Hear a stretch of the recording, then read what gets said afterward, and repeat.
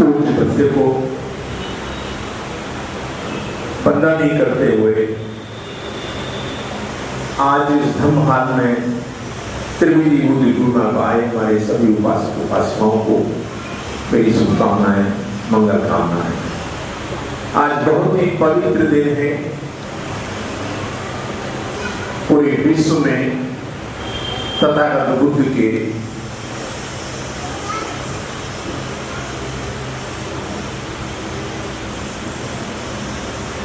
जय विष्णु को मनाया जा रहा है।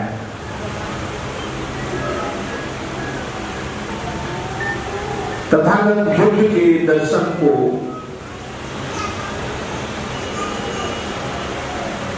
बहुत ही प्रगतिशील तरीके से देखा जाता है पूरे विश्व में। यह मानवतावादी है। तथागत बुद्ध की पूरी विचारधारा, पूरी फिलॉसफी मनुष्य के चारों तरफ घूमती है। मनुष्य इसमें केंद्र बिंदु है और केंद्र बिंदु इसलिए है कि मनुष्य इस पृथ्वी पर सर्वोत्तम प्राणी है। सर्वोत्तम प्राणी होने के कारण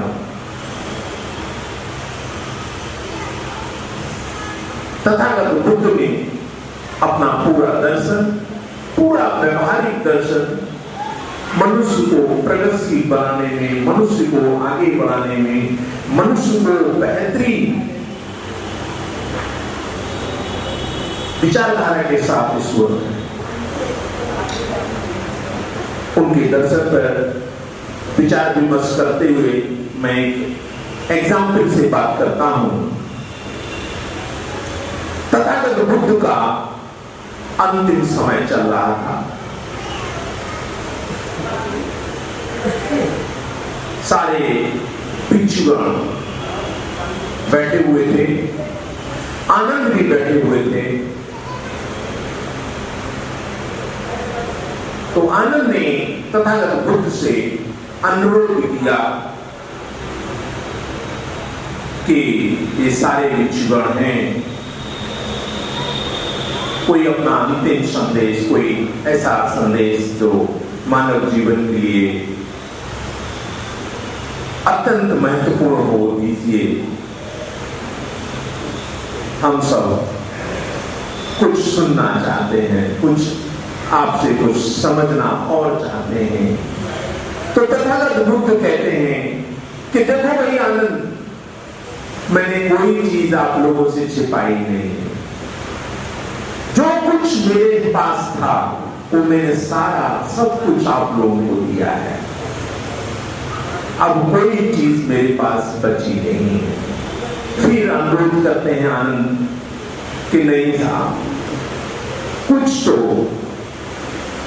ये हम सब ऐसी घड़ी में बैठे हुए हैं कि हम बखान नहीं कर पा रहे हैं, लेकिन कुछ आपसे कुछ ऐसा कोई संदेश, कोई मैसेज, कोई जीवन से जो आप उचित समझें। तो तथागत बुद्ध कहते हैं देखो भाई, क्योंकि आम तरीके से बात करते थे, व्यवहारिक तरीके से बात करते थे, मैं भी अपनी भाषा में बताने की कोशिश कर रहा हूं। तो तथागत बुद्ध कहते हैं कि देखो भाई, आप अपने पे काम कर लेना, अपने पर समझ लेना, अपने पैरों पर खड़े हो जाना। यही मेरा संदेश, यही मेरा आखिरी समझना। जब उसकी गहराई में जाते हैं, समझते हैं, तो पता चलता है तथागत बुद्ध ने तो अत्यधिको भव का मैसेज दे दिया। अत्यधिको भव, आप अपनी रोशनी में खुद खड़े होना सीख जाओ, अपने पैरों पर खड़े होना सीख जाओ, अपने पे यकीन करना सीख जाओ, अपनी दुनिया को खुद देखना सीख जाओ। इससे बड़ा कुछ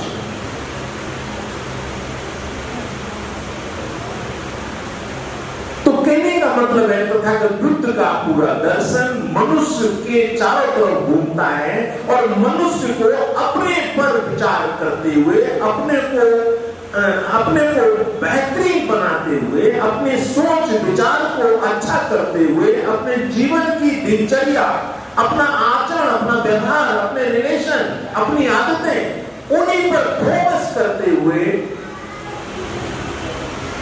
बेहतरीन जीवन को प्रगतिशील बनाने का रास्ता दिया। अगर हम अपने को समझ गए, अपने पर यकीन करने लगे, अपने अंदर अपने को झांकने लगे, अपनी चीजें हमने देखनी शुरू कर दी, अपनी बुराइयों को खुद समझ कर दूर करना शुरू कर दिया, तो निश्चित रूप से धम्म के रास्ते पर हम चल पड़ेंगे। धम्म को हमें समझने में आसानी होगी। तथागत बुद्ध का पूरा दर्शन, पूरी शिक्षाएं व्यक्ति के अपने अंदर अमल करने को प्रेरित करता है। अगर सारी शिक्षा को हम अपने अंदर उतार के अपने से पूछते हैं, अपने से बात करते हैं, अपने अंदर से झांकते हैं, तो चीज समझ में आई।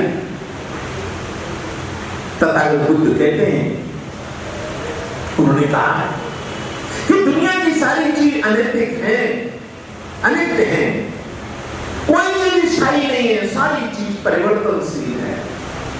आज है कल नहीं रहेगी, आज जैसे हैं कल वैसे नहीं रहेंगे, कोई चीज स्थायी नहीं है। लेकिन ये भी कहते हैं कि प्रत्येक हलचल के पीछे, प्रत्येक परिवर्तन के पीछे, यहां तक कि प्रत्येक समस्या के पीछे कोई कारण, बिना कारण के कोई समस्या, कोई हलचल, कोई परिवर्तन नहीं हो सकता। बस इसको समझना कि कोई भी परिवर्तन किस वजह से है। अगर हमें किसी भी चीज का उसका कारण पता चल गया तो निश्चित रूप से हम अच्छी तरह से उसका निवारण कर लेंगे। अगर कारण नहीं पता चला तो निवारण नहीं कर पाएंगे।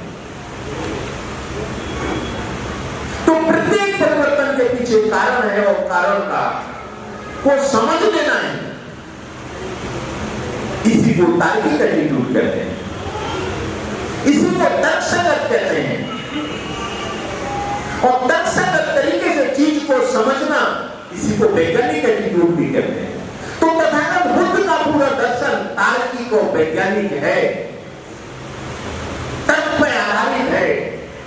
अगर हमने अपने जीवन की दिनचर्या को तर्क पर आधारित बना लिया, सुबह से लेकर शाम तक जितनी भी चीजें हमारे सामने गुजर रही हैं, तार्किक तरीके से उसके कारणों को समझते हुए चीजों को समझने लगे,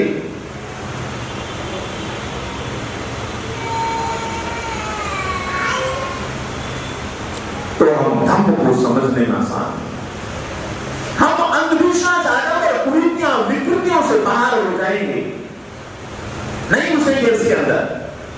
और तार्किक तरीके से समझी हुई चीज ही,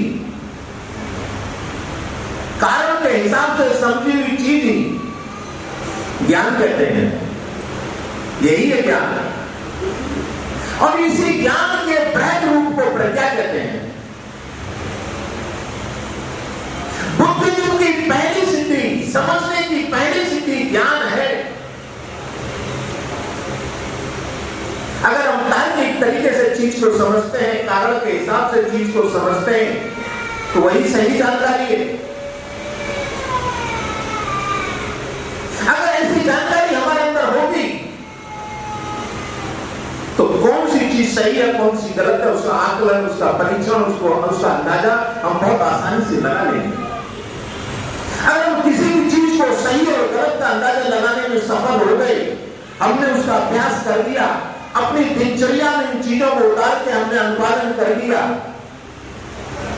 तो निश्चित रूप से हम प्रज्ञावान होंगे, हम ज्ञानवान होंगे।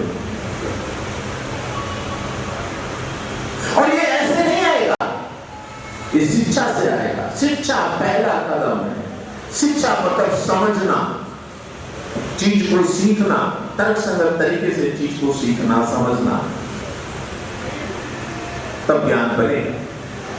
और जो हमें ज्ञान सीखेंगे, जो जानकारी हमारे पास होगी, जितनी चीजें हम जानते होंगे, उसी के हिसाब से हम सोचते हैं, वही हमारी सोच का परिणाम होता है। और जैसा हम सोचते हैं, निश्चित रूप से हम वैसा ही व्यवहार करते हैं, वैसा ही हमारा आचरण होता है, वैसे ही हमारे रिलेशन होते हैं, वैसी ही हमारी आदतें होती हैं, जैसा हमारा सोच होता है। और सोच निर्भर करता है हमारे तार्किक एटीट्यूड पर, कारणों के हिसाब से चीजों को समझने के ऊपर। तीनों चीजें आपस में लिंक हैं। पहली चीज ज्ञान, और ज्ञान से सोच विकसित हुआ, सोच से हमारा जीवन एक बेहतरीन जीवन बन गया। हमारा आचरण, हमारा व्यवहार, हमारी आदतें सब बेहतरीन हो गई। और जब हम सही और गलत का अंदाजा लगाने में सफल हो गए, तो गलत काम निश्चित रूप से कभी नहीं करेंगे। अगर कोई भी गलत काम, गलत विचारधारा हमारे दिमाग में आती है, हम सामने देखते हैं, तो हमारा दिमाग 1000 बार मना करेगा, ऐसा नहीं करना है, इस रास्ते पर नहीं जाना है, इसको नहीं सोचना है, इनके साथ नहीं बैठना है, इनके साथ रिलेशन नहीं रखना है। अगर गलत है, तर्कसंगत तरीके से आपको गलत लगता है, हमको गलत लगता है, तो दिमाग बिल्कुल नहीं करेगा।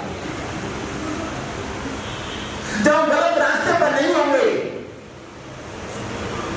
गलत चीजों से परहेज करेंगे, वही तो सीलवान होता है,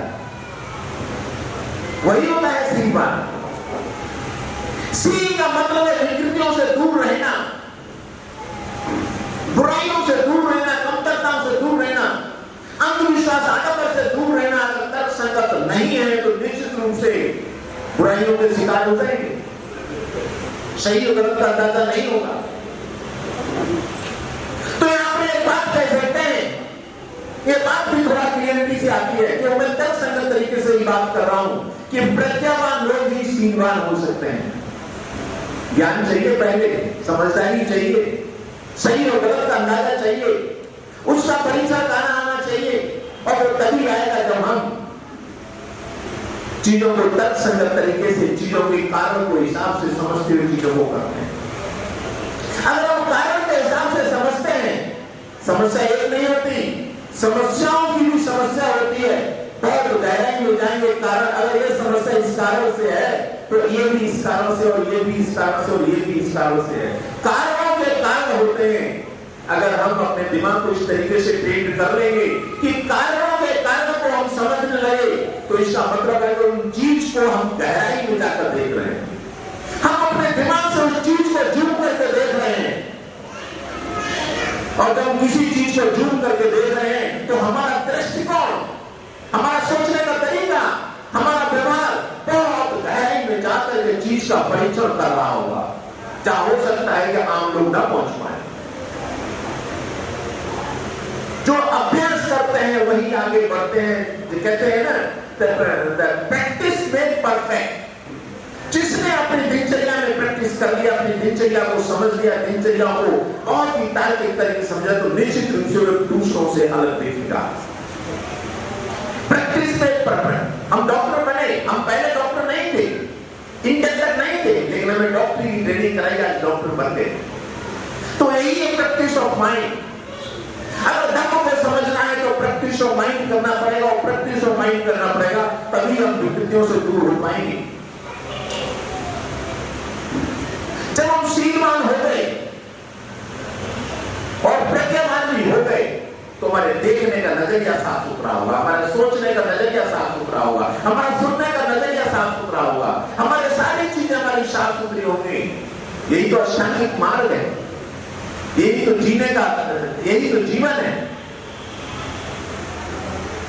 तो तथागत बुद्ध के पूरे दर्शन को अपने शरीर पर केंद्र बिंदु बना करके अपने से ही पूछते हुए रास्ता खोजो, अपने को उतारो, अपने पे अमल करो। और जिस दिन अपने पे अमल करना सीख गए, अपनी बुराइयों को देखना सीख गए, अपनी अच्छाइयों को देखना सीख गए, अपना परीक्षण करना सीख गए, अपनी अंतरात्मा से बात करना सीख गए, वही तो धर्म है, वही तो तथागत बुद्ध का अति दिव्य परिनिर्वाण सूत्र है।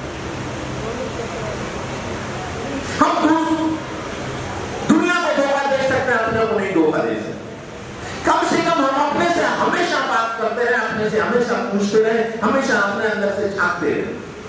हम जो अपने अंदर देख लेंगे दूसरा नहीं देख पाएगा। तो अपने पर केंद्रित करना, अपने अंदर झांक करके चीजों का रास्ता खोजना, यही था। तथागत बुद्ध कहते हैं, एक कोई स्वार्थी, कोई ऐसा लालची है, कोई घमंडी टाइप का बंदा मिलता है, तथागत बुद्ध को देख करके वो थोड़ा इरिटेट हो जाता है और बुद्ध को बहुत सारे शब्दों का, अपशब्दों का, बहुत सारी चीजों का वो उन पर बखान करता है। सीरीज में बहुत सारी चीजें बोल देता है। तथागत बुद्ध मुस्कुराते हुए उसके आगे बढ़ते हैं और वो और नाराज होता है कि मैं सब कुछ कह रहा हूं, तुमको समझ नहीं आता। तो तथागत बुद्ध फिर उसके नजदीक पहुंच जाते हैं। वो बहुत नाराज है, बहुत बोल रहे हैं, बहुत हर तरीके की गाली गलौज जो भी शब्द हो सकते हैं वो इस्तेमाल कर रहे हैं। उनका तुम पर असर नहीं पड़ता मेरा, कि नहीं पड़ा। तथागत बुद्ध कहते हैं नहीं पड़ा और मुस्कुराते हैं। तो उसको समझाने के व्यवहारिक तरीके, किस तरीके से तथागत बुद्ध एक आम आदमी को समझाते हैं। उनका ऐसे कहते हैं कि भाई इस पेड़ से पत्ती तोड़ के लाओ। तुम अगर पेड़ की पत्ती मुझे देते हो, मैं नहीं लूंगा। और पेड़ की पत्ती तो किसके पास रह जाएगी? क्या है इसमें, क्या है? वो तो मेरे पास है। अगर मैंने तुमको पेड़ की पत्ती नहीं, मैं आपकी पत्ती मैंने स्वीकार नहीं की, तो पत्ती तो आपके पास रहेगी। तो मैं ठीक है सही, तुमने जो कुछ मेरे से कहा, जितना भी गाली गलौज किया, जो भी शब्द तुमने इस्तेमाल किए, मैंने स्वीकार ही नहीं किए, वो तो आपके पास रह गए। उसकी आंखें खुल जाती हैं, समझ जाता है कि वाह क्या। तो कहने का मतलब किसी की बातें हम पर तब तक असर नहीं करती अगर हम जब तक उस पर रिएक्ट नहीं करते हैं। और बोलता जाएगा हम लोग रिएक्टिव लोग ज्यादा हो गए। चीजों को समझे बिना समझे हम रिएक्ट हो जाते हैं और रिएक्ट होने के बाद कहने के बाद उसने जो कुछ कहा वो सब हम पर हावी हो जाता है, हम उसके शिकार हो जाते हैं। तो तथागत बुद्ध का पूरा दर्शन, पूरी विचारधारा मानव जीवन को बेहतरीन बनाने के लिए, मानव जीवन बहुत सुंदर है, इससे अच्छा सुंदर नहीं हो सकता। और सुंदर इसलिए भी है कि अपने सोचने समझने की क्षमता से अपने जो रास्ते हैं, जो चैलेंजेस हैं, जो समस्याएं हैं, उनमें रास्ता खोजते हुए निकलना। इसीलिए मनुष्य सर्वोत्तम प्राणी, इसी का रस है। और इस सर्वोत्तम प्राणी का सर्वोत्तम जीवन, उत्कृष्ट जीवन तथागत बुद्ध का दर्शन से अच्छा कोई नहीं। एक किसी नोबेल ने कहा है, दुनिया की सबसे बड़ी बीमारी, सबसे खतरनाक बीमारी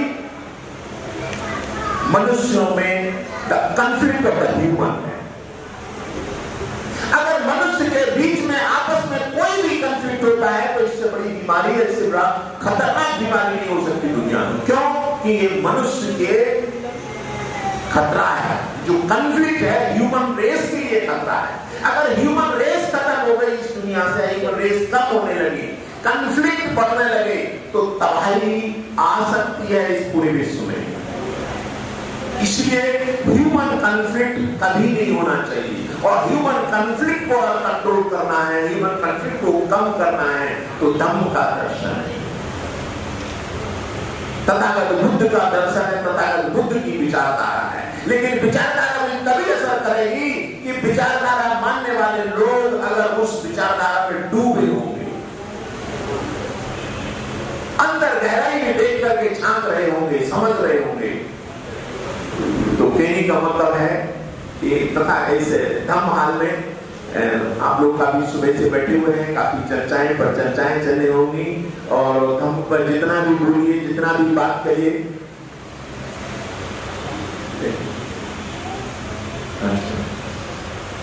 तो इसलिए धम्म को गहराई से समझना, धम्म का अनुपालन करना। बाबा साहब अगर इस दुनिया में ना होते तो हम लोग यहां तक नहीं पहुंच पाते। इस धम्म का रास्ता भारत में पुनः उदय करने का रास्ता बाबा साहब ने हमको दिखाया। बाबा साहब ने क्यों धम्म का रास्ता दिखाया, बाबा साहब क्यों बुद्धिज्म की तरफ अंगीकृत किया उन्होंने। बाबा साहब ने इस दुनिया में एक ज्ञान के प्रतीक कहे जाते हैं, उनसे बड़ा विद्वान कोई। उन्होंने भारत के इतिहास को देखा, सामाजिक व्यवस्था को देखा, सारी चीजों को देखने के बाद बाबा साहब को ये महसूस हुआ, बाबा साहब ये जानते थे कि धम्म तो भारत की उपज है, तथागत बुद्ध भारत की धरती है, भारत की धरती तथागत बुद्ध की वजह से है। कालांतर में कुछ लोगों ने यहां से भटका दिया, तो पुनः बाबा साहब 5 लाख लोगों के साथ नागपुर में धम्म दीक्षा ग्रहण करते हैं। अपने अपने घर वापसी करते हैं, अपने समाज की, अपने लोगों की, पूरे भारत के मूल्यवादी समाज की, और मानवतावादी उस पर खड़ा करते हैं सभी के। लेकिन बाबा साहब ने धम्म की तरफ ले जाते समय जरूर कहा था, बाबा साहब ने भारत की स्थिति को देखते हुए कहा था कि पहले यहां से बाहर निकलना पड़ेगा, तब इधर आ पाओगे। तो उसके लिए बाहर निकलने के लिए 22 प्रतिज्ञाएं ली, और 22 प्रतिज्ञाएं कुछ नहीं है, मानवतावादी दृष्टिकोण है, मानवतावादी विचारधारा है, जो आडंबर, कुरीतियां, विकृतियां हैं, उन सब चीजों से बाहर निकालते कहा कि पहले यहां से निकलना पड़ेगा, तब इंसान बन पाओगे, तभी बुद्धिस्ट बन पाओगे। हमारे धम्म के पालक जितने भी हैं, व्यवहारिक जीवन को समझते हुए बाबा साहब की 22 प्रतिज्ञाओं को अमल करें, दिखावा नहीं, अपने में अमल करें, अपने इनसाइड, अपने जहन में, अपने दिमाग में अमल करें, और अमल करने के बाद ही हम धम्म के नजदीक पहुंच पाएंगे। आज बड़ी विडंबना है, लोगों पर अत्याचार होते हैं जाति की वजह से, लेकिन उसके बाद भी फिरते नहीं होते हैं। तो ये चीजें समझनी होगी, धम्म को समझ लेंगे, हम मानवतावादी हो जाएंगे, एक दूसरे के साथ भाईचारे के साथ व्यवहार करें।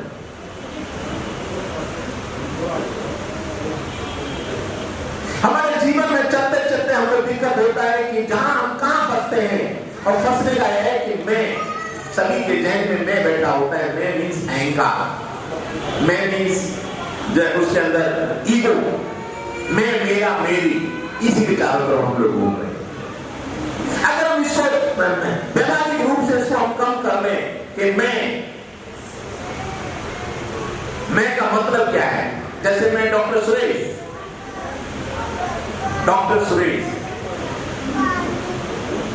असल में अगर इसकी गहराई में जाकर के समझेंगे और देखेंगे, तो किसी भी चीज को 2 चीजों से देखा जाता है, एक उसका नाम होता है, दूसरा उसका रूप होता है। नाम और रूप मिलकर बनता है तभी होता है। जैसे सुरेश मेरा नाम है और उसके बीच में एक रूप है। अगर मैं यहां खड़ा होता हूं तो कहता हूं डॉक्टर सुरेश, सभी लोग कहा डॉक्टर सुरेश खड़े हैं, क्योंकि नाम है, और नाम के बीच में एक शकल है, एक सूरत है, उसको कनेक्ट करके आप पहचान रहे हैं डॉक्टर सुरेश, यही है। अगर नाम बड़ा होता है, आपका नाम बड़ा है और नाम बड़ा और रूप छोटा होता है, तो नाम के अंदर रूप होता है, नाम बड़ा है, अगर दोनों को अलग कर दिया जाए तो अस्तित्वहीन हो जाती है। दुनिया की सारी चीजों को नाम और रूप से पहचानते हैं, बाकी किसी से दोनों को अलग करके नहीं देख सकते। अगर कहते हैं डॉक्टर सुरेश, तो डॉक्टर सुरेश का सिर्फ सुरेश नहीं है, ये हाथ सुरेश नहीं है, ये पैर सुरेश नहीं है, पेट सुरेश है, ओवरऑल पूरा रूप जो है ये सुरेश में है, नाम के साथ। अगर इसकी भी गहराई में जाके देखते हैं तो जो नाम है ना सुरेश, ये भी वो माँ बाप ने दिया है, मेरा नहीं है, माँ बाप ने दिया, हो सकता है चाचा ताऊ ने दिया हो, या और आपके किसी ने भी घर परिवार के किसी सदस्य ने दिया है, बात मेरा नहीं है, जिस पर भी नाच कर उनकी वजह से नाम मिला। और ये जो रूप है ना, ये भी मेरा नहीं, ये भी माँ बाप ने दिया। अगर माँ बाप नहीं होते तो मैं इस दुनिया में खड़ा नहीं होता। ये भ्रम है कि मैं हूं, सच में मैं कुछ नहीं हूं, ये भ्रमित स्थिति है। ये जो भी नाम है और रूप है, ये भी किसी और ने दिया है, और हम भ्रमित हो रहे हैं कि हम ये। तो इन चीजों से बचना, इन चीजों की गहराई से समझना, इन चीजों को तर्कसंगत तरीके से समझेंगे तो चीजें हमें बेहतरीन ढंग से दिखाई देंगी, और हम ये जो ईगो है आपस का जो आपका मैं है, उसको कम करने में सहारा। तो इसी तरीके से दुनियादारी को समझें और समझ के आगे बढ़ने का प्रयास करें। इसी के साथ मैं अपनी बात को रोकता हूँ। जय हिंद, नमो बुद्धाय।